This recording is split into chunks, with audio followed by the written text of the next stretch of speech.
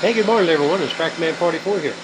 Well, Butcher Day has arrived, and we're in our new temporary location up in the son-in-law's workshop, and we're transporting the very first quarter up with the new forklift in the front of the tractor bucket. No physical handling of the meat whatsoever at all.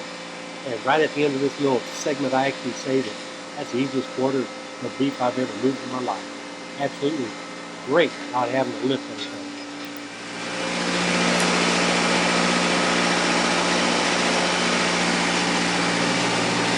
I gotta say, that's the easiest quarter I've ever turned in. Yeah. Now it doesn't take much to get off to a shotgun start or make it look like you're off at a good start. Simply because by the time you just segment the front quarter, it gets small pretty quick. What he's doing right now, he's starting off taking arm roasts right off of that. I don't know exactly how many there's going to be, probably 4 or 5 of them or something like that. And then once you get to the end of the arm roast, you turn it 90 degrees. He's going to do that sharply. And when he turns it 90 degrees, you're going to be starting to cut chuck roast off of it. There, he actually said it right there. He's going to turn it 90 degrees.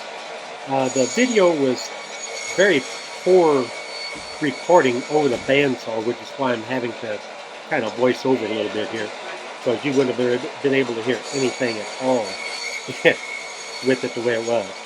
But at any rate, yeah, when you get to the end of this, he's going to have a few pieces of hamburger. It's some good choice meat, but it can't be shaped correctly into a chuck roast or whatever, so it just goes right into the hamburger meat.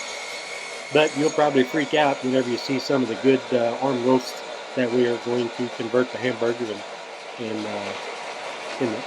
on the other table here in just a few minutes.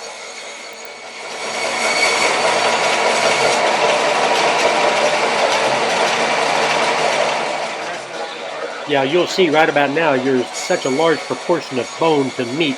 That's why you just go ahead and remand the rest of this into hamburger. It's not worth trying to make another chuck roast out of this at all. Now what he's getting ready to do here, he's going to cut the brisket off. Now brisket is one of those marketing things that these guys have come up with to take a trashy piece of meat and then put a fancy name on it and tell people that it's super good, and then charge 5 times what it's really worth. To me, brisket is nothing but trash meat. We always put it straight into the hamburger. Always have, probably always will. Now he's getting a couple of racks of ribs off. You saw the first one. The second is going to be a little bit of an angle because he's more concerned about having a proper shape of the ribeye steaks that's going to be coming up right after this section of ribs comes off.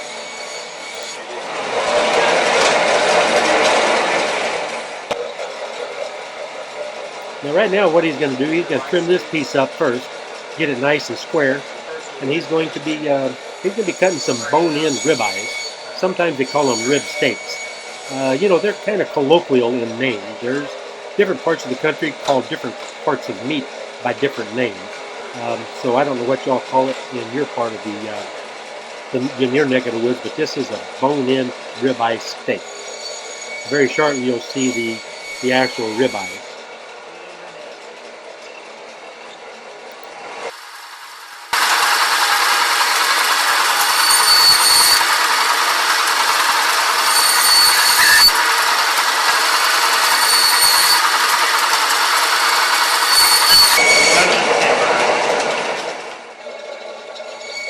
Boy, these things are peeling off there just like an assembly line, what I tell you. It sure is nice compared to having to do this by hand like we did back in the day. Now, fortunately, I wasn't the one that manned the hand saw back then.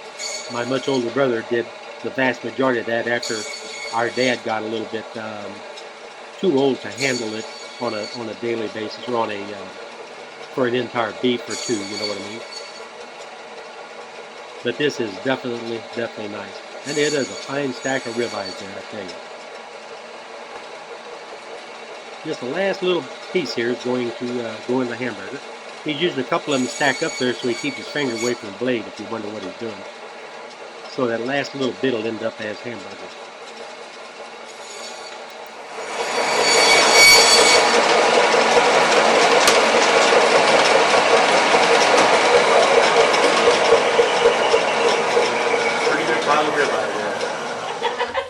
course, we got the table loaded up now. We're trimming all the fat and everything, you know, for packaging.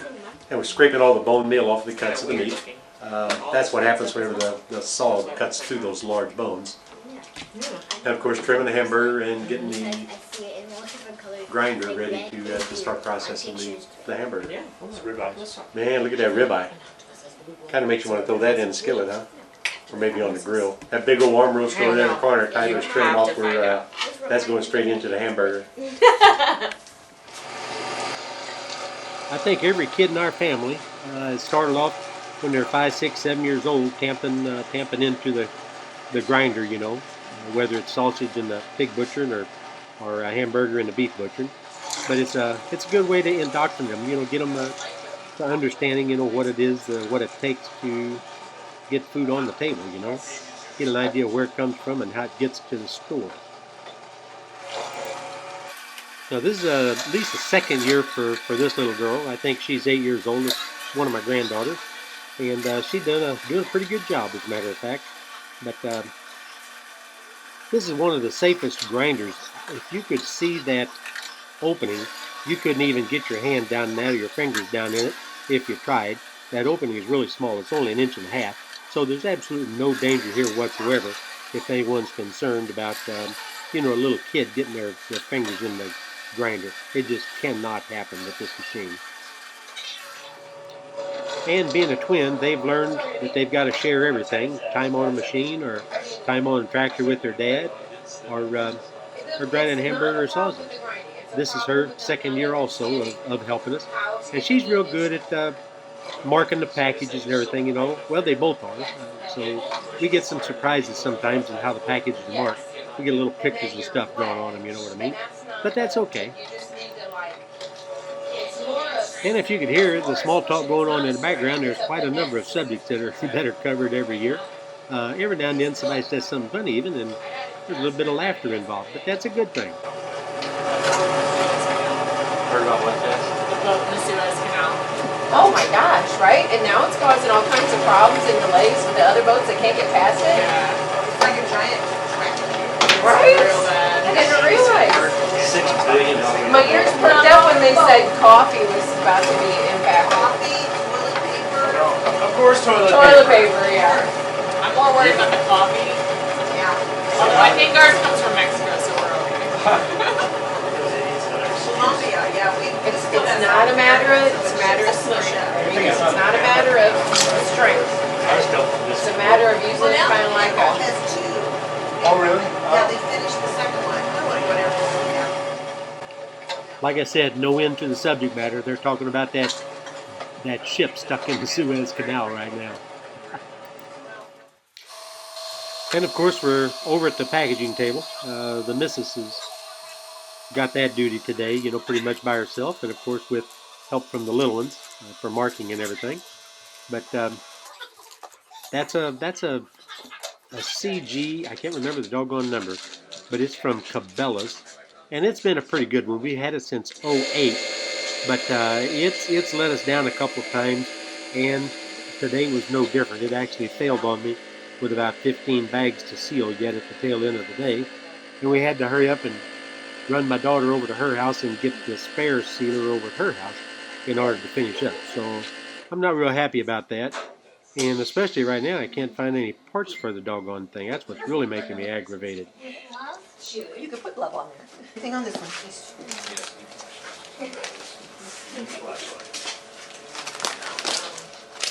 There was a time not so long ago, Violet, that was your. Gonna put some in the bags now? True story. Except it was more good boats. Oh my gosh, there's anything. Oh. I'm sure you get rid of a lot of things.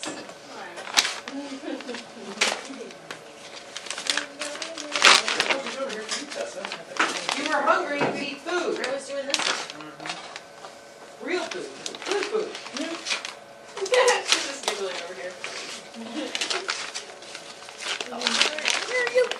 There is one right there, which I don't enjoy. Yeah, sweetheart. I'm not sticking it back in the stack and stuff. Here you go.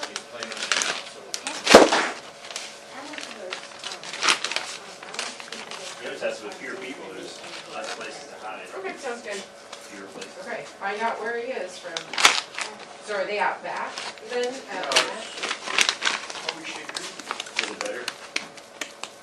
No? It's better. It's not as good as my food.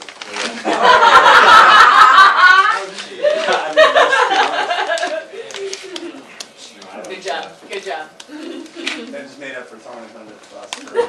Okay, this will keep me busy for a while. Did you not find them? They're all the way up to our house, I bet. Oh, they're by your house. I would think. Oh, okay. Can you do that by yourself, or you want? No, just, You sure? All right. if I get overwhelmed, I'll let you know.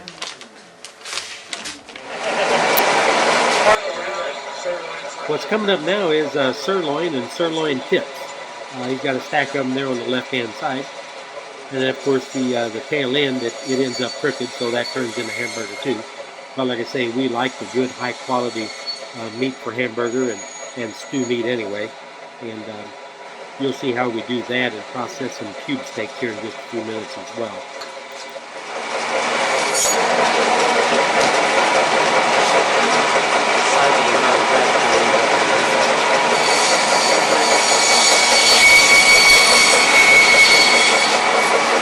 And of course, the lower part of the legs can end up in stew meat, some nice tender stew meat, and of course hamburger, some good high-quality hamburger.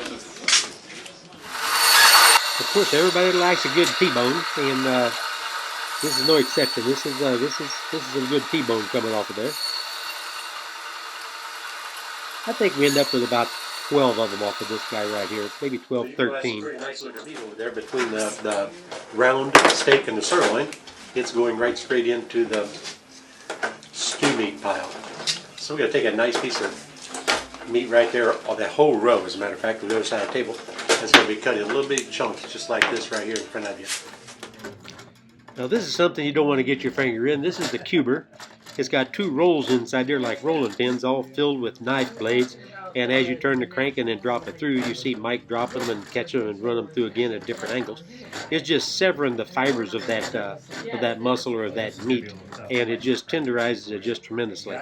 Now this little girl here, she really enjoys turning that crank. She's been doing that for several years now.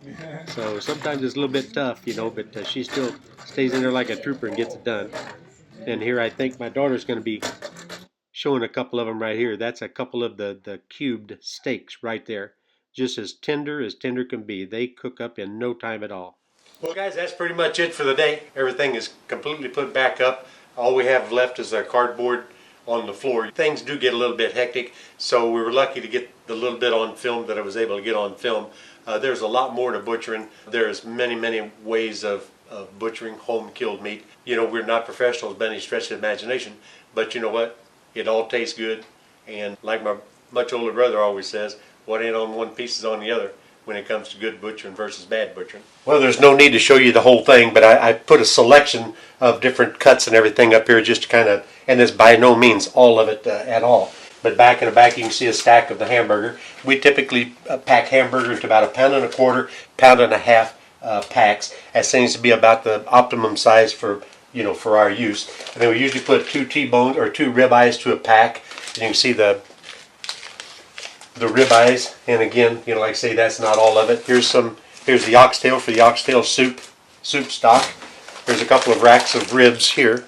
Of course, those will be kind of nice. And then T-bones, we typically put 2 T-bones to a pack.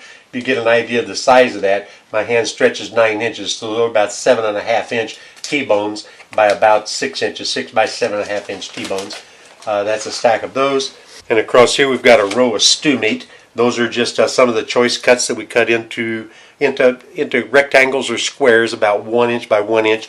It's a very good universal way of preparing beef for stews and soups and things like that. That's what I really like that. And then next to that is a cube steak, and of course the cubes are some of the best. There's a couple of rows of those here, but those are the best cuts. And so at any rate, another butchering season essentially grows to a close. One of my viewers, Tractor Talk with Gary, up in the state right above me, brought it to my attention. There's a disease going around, a respiratory disease going around with pigs called PRRS, that's going to make the pork season this fall really interesting.